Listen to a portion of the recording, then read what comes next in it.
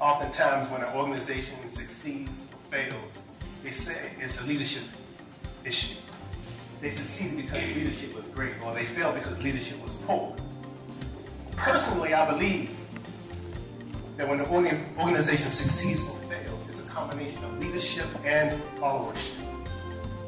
For many years, many decades, we've become so fixated on the discussion on the topic of leadership. Organizations spend thousands of dollars training a fraction of its employees on critical leadership skills. And sometimes they will barely mention, if at all, followership. But the truth of the matter is, we fulfill both roles simultaneously. The followership role is just as vital, just as critical as being a leader. Leadership is all about followership. You aren't really a leader if no one is willing to follow you.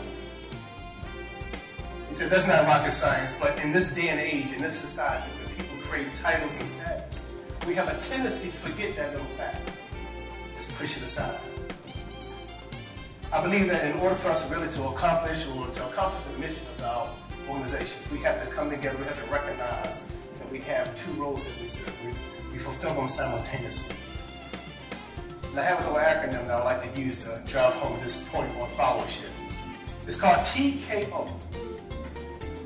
To understand your role as a leader, as a follower, first and foremost, the T stands for take a good look within. The K stands for know your role. And the O stands for operate as one team. I'm amazed that when you give a person a title that designates them as a leader, their whole posture changes. The whole demeanor changes. They're excited, they pumped up, they're excited about what they're doing. They rally the troops up. They come early and they stay late. Leader. But the same person, when they're removed to a different location, they have to serve in a follower role.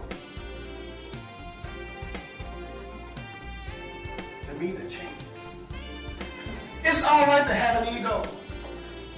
But listen, an overinflated ego is to a team what a lit match is to a cause. Finally, there's the exemplary follower, or effective follower. This is the individual who has great critical thinking skills, analytical thinking skills, positive, high-octane, energetic. If something's going wrong, they'll let the boss know. If there's a problem, then here's a problem, but I have a solution for you.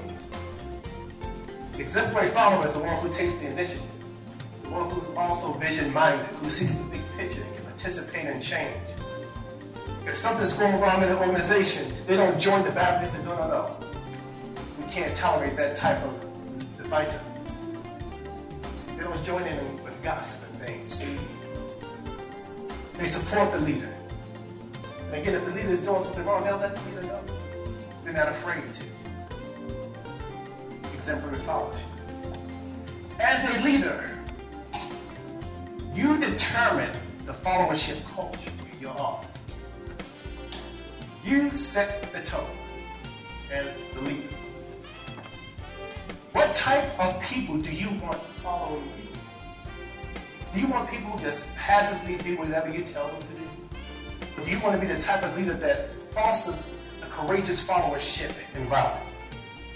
A courageous follower has the courage to take moral action when needed. The courage to assume responsibility. Courage to assume responsibility for the common goal or the common purpose. A courageous follower participates in transformation.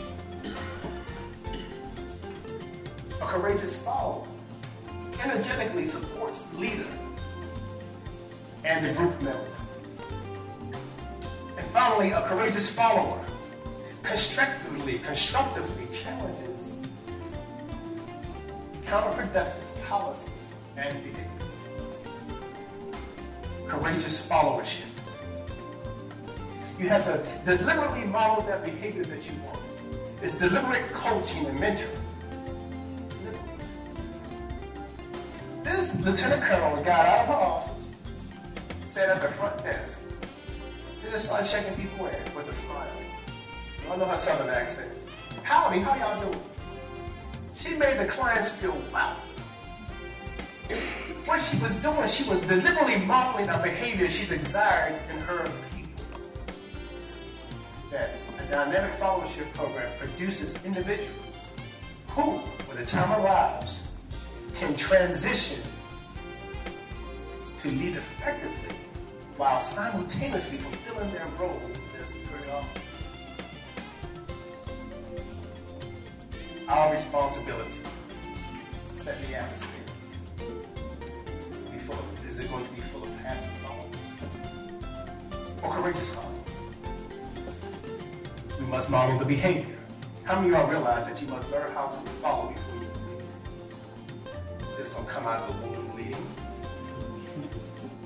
Know your role, lead and follow, embrace it, understand it, perform it to the best of your ability, regardless of which role you're serving in. And then operate with a sense of oneness. The sense of a shared vision, a shared purpose, a common goal. Oneness. And I guarantee you, if you do those things, not only will you meet your goals, but you will succeed.